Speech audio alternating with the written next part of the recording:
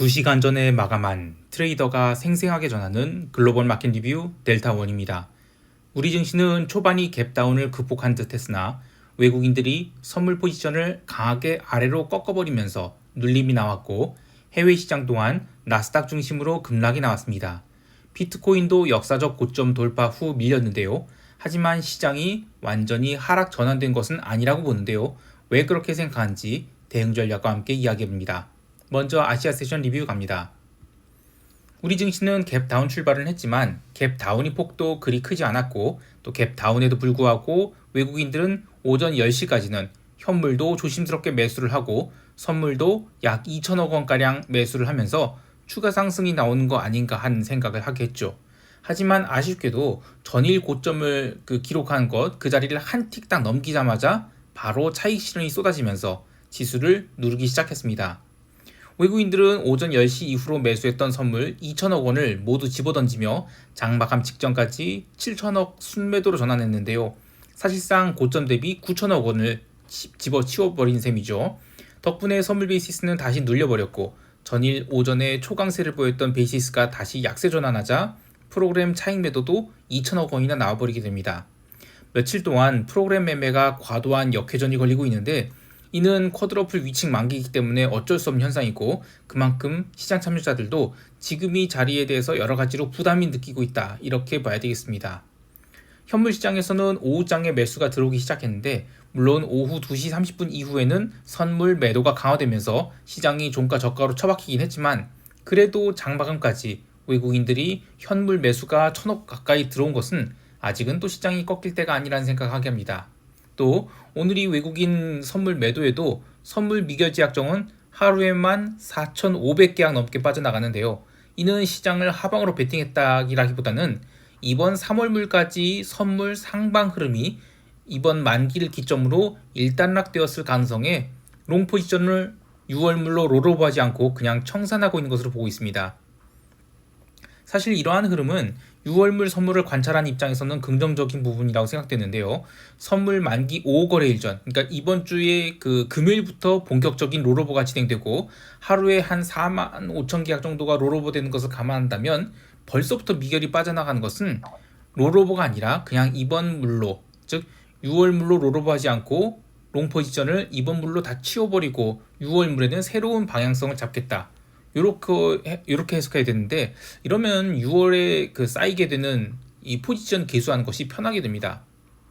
다시 시황으로 돌아와서 옵션 시장에서는 오전장이 반등해 콜 변동성이 증가했다가 시세가 소멸되면서 전체 옵션 변동성이 눌렸는데요.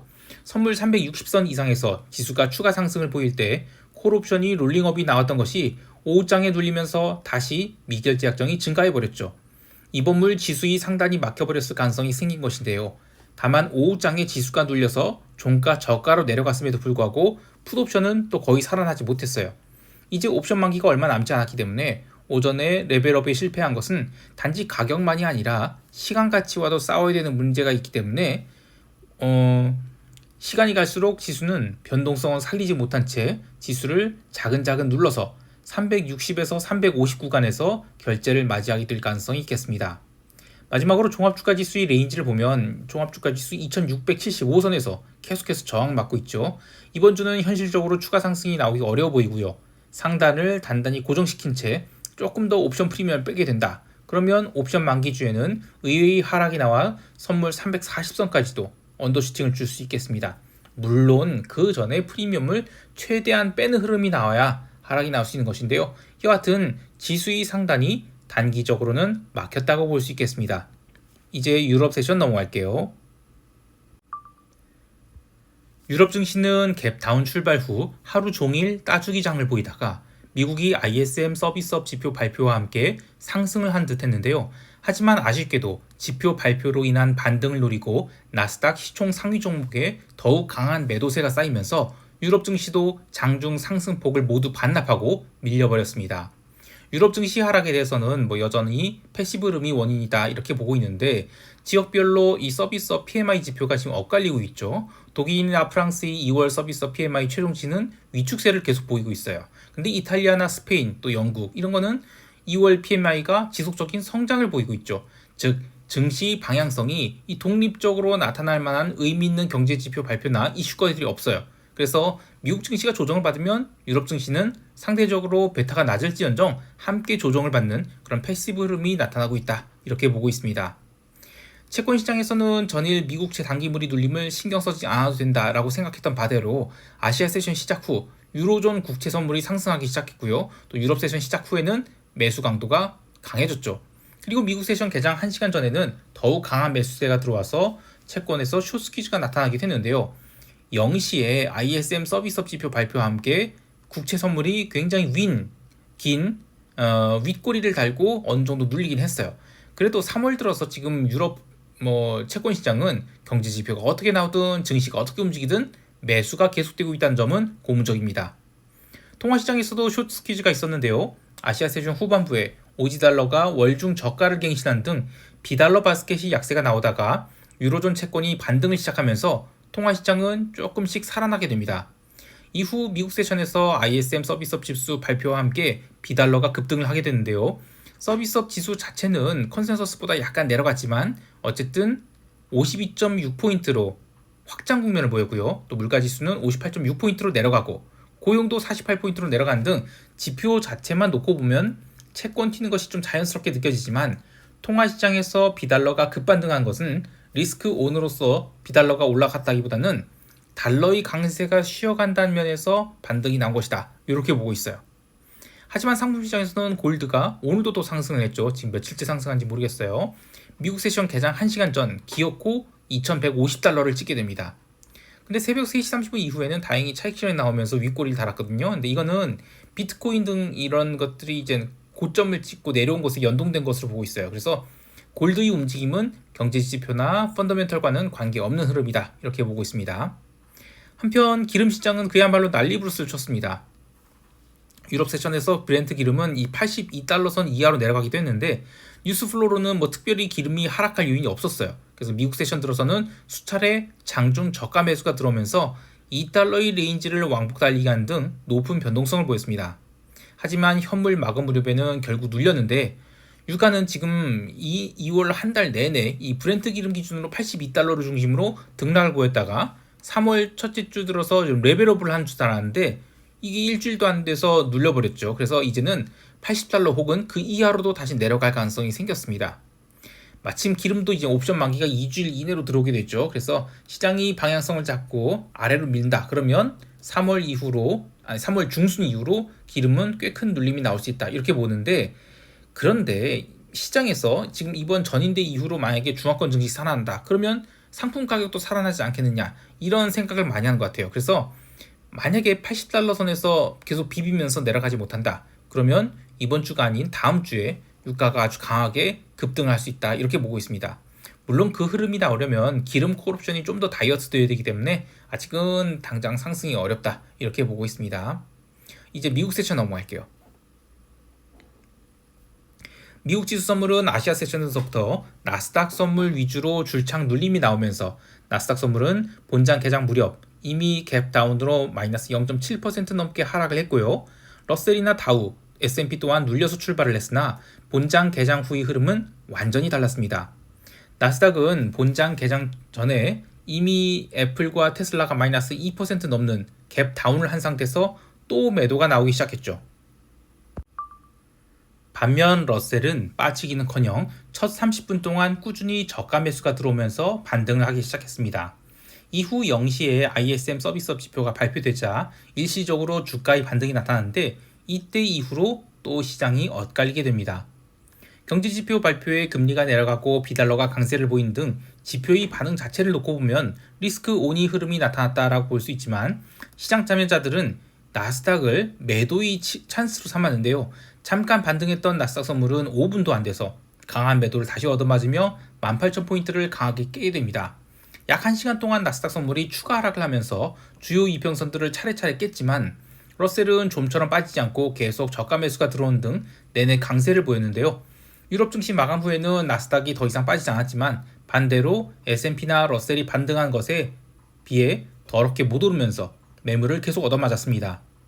이렇게 나스닥이 약세를 보인 가장 큰 원인은 그동안 버티고 버티던 마이크로소프트가 마이너스 2.84%나 밀린 것 때문이라고 하는데, 오늘 테슬라와 애플이 또 빠진 것도 하락 원인이라고 할 수 있겠지만, 이들 종목은 시가의 갭다운을 맞고 나서는 장중에는 나름 반등이 계속됐어요. 그보다는 어도비, 브로드컴, 메타 같은 이 AI 내러티브가 묻어있기는 하지만 약간 이 이중대 같은 느낌이 있었던 종목들이 강하게 얻어맞으면서 시장을 눌렀다라고 보는데요. 그래도 이 엔비디아는 오늘이 조정에도 불구하고 0.86% 상승한 등 강세를 이어갔습니다. 이게 AI 내러티브가 완전히 끝난 것은 아니지만 이 내로니스를 계속 보이고 있는 시장이라 이제 엔비디아마저 눌리게 되면 시장은 제법 큰 조정을 보일 수 있을 것 같아요. 근데 전체 시장의 흐름을 보면 아직 엔비디아가 빠질 때는 아니라고 보고 있습니다. 나스닥이 새벽 4시 30분에 반등에 실패하면서 1시간 동안 투매까지는 아니어도 의미 있는 레벨 다운을 했던 것을 장마감 30분 남겨놓고는 또 강력한 저가 매수가 유입되며 눌림을 상당히 회복했죠. 이때 반등에 기여한 것이 변동성 매도가 아니라 엔비디아 같은 AI 관련 주식에 대한 매수의 유입이었어요. 즉 아직은 시장이 추세 하락을 할 때가 아니란 점입니다. 물론 나스닥 선물이 18,000포인트라는 아주 중요한 자리를 깼고 이 자리를 넘기는 데 주된 역할을 했던 AI 관련 주식들이 이틀 연속 조정을 받기 시작했기 때문에 상승 동력 자체는 약해졌다라고 할 수 있지만 여전히 차익 실현이 매도가 나온 것이지 시스테마틱한 리스크로 매도가 나온 것은 아니라고 보고 있습니다. 오히려 고가권에서 이 박스장이 좀 더 이어질 것으로 보고 있습니다. 한편 변동성 선물은 장중에 꾸준히 상승해서 15포인트를 터치하게 됐는데요. 만기가 얼마 남지 않은 3월물 변동성 선물보다 4월물 변동성 선물이 의미 있는 상승을 했어요. 그래서 이번에 옵션 만기까지는 일단 미국 증시가 고가권에서 계속 박스 만들어 나간다. 그러면 3월 셋째 주 옵션 만기 전후로 시장이 하락할 때는 제법 의미 있는 조정이 나올 수 있다라고 봐요. 그러나 그 전에 지수가 눌린 조정은 변동성 상승을 동반하지 않는 기간 조정으로서의 조심스러운 눌림, 이 정도로 보고 있습니다. 무엇보다도 현재의 변동성 선물 수준은 장중 실질 변동성을 고려하면 여전히 고평가 상태라고 보기 때문에 변동성이 추세적 상승을 하려면 조금 더 시간이 필요하다라고 보고 있습니다.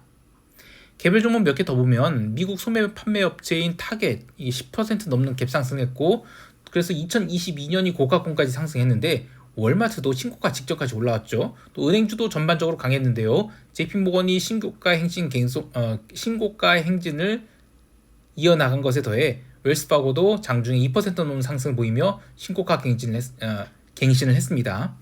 이걸 시장이 나쁘다고 할 수는 없죠. 단지 그동안 워낙 강하게 올랐던 나스닥 종목에 대한 차익 실현이 나온 것인데 그마저도 매도 압력이 사라지면 반발 매수가 강하게 들어오니 시장을 나쁘게 볼 수 없죠. 자, 이제 시장 총평과 대응 전략 이야기하도록 하겠습니다. 우리 증시는 갭 다운이 나오겠지만 눌림을 매수의 찬스로 삼는 것이 유리하다라고 보는데요. 이미 350선 이상으로 시장이 하단 배리어가 올라와 있는 상태이고 또 아직 옵션 프리미엄이 더 죽어야 한다고 보기 때문에 지수가 계속 하락하기보다는 고가권에서 더 박스를 칠 것이다, 이렇게 보고 있습니다. 그러나 상승이 한 마디는 끝났다라고 보는데요. 그래서 중기 콜옵션 매도 포지션을 손질하거나 또는 축소하기보다는 올라올 때 좀 더 콜옵션 매도 엣지를 한 식으로 상단 배리어를 강화하는 것이 좋겠습니다. 해외 시장에 대해서는 ISM 서비스업 지표 발표 직전에 엔화 오지달러 추가 매수했고, 그래서 3월에 비달러 바스켓이 바닥을 치고 돌아나갈 것에 초점 맞추고 있어요. 이번 주 금요일에 논판 발표와 함께 확실하게 바닥을 형성한다. 그러면 상당히 큰 폭의 상승이 한동안 이어질 것으로 보고 있습니다. 한편 나스닥 선물은 18,000포인트를 깼다고 해도 차익 실현 내려갔다라고 봐요. 그래서 바로 고점을 찍었다 보지 않고요. 18,000포인트를 중심으로 좀 더 기간 조정이 이어질 것으로 보고 또 그에 맞게 대응하도록 하겠습니다. 오늘도 성공 투자하시길 바라고요. 이상 델타원이었습니다. 감사합니다.